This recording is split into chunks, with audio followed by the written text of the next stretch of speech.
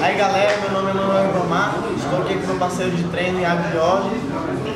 Hoje eu vou mostrar para vocês uma posição que eu faço bastante competição, que é o Moinag saindo no braço. Eu estou aqui na posição de guarda laçada e eu vou pisar no bíceps e fintar uma raspagem. Assim que eu fizer a raspagem, eu vou sair a perna laçada e para a De La Riva. A De La Riva, ela vai vir buscando a perna dele, trazendo o mais próximo de mim possível. Assim que eu conseguir fazer com que ele chegue próximo de mim, o pé que está no bíceps vai passar para o quadril e eu vou chutar na direção do estômago dele, para cima. Ele vai subir. Assim que ele subir, eu vou dar um impulso. E sai o quadril.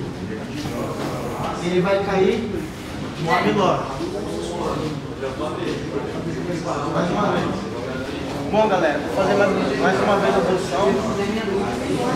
Ó, de novo, estamos aqui. Posição de guarda laçada e o pé no bíceps. Vou fintar a raspagem.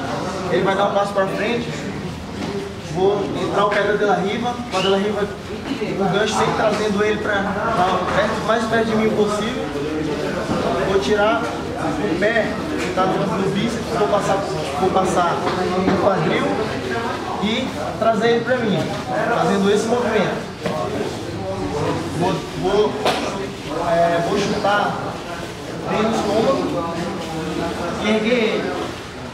Assim que ele estiver no ar, normalmente ele vai ter que quebrar o quadril.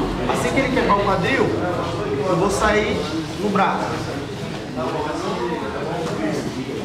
Cair no abdômen. Tá bom? Agora eu vou mostrar para vocês, mais uma vez, em velocidade de luta. Puxei meu balanço. Caiu no braço. Valeu, galera.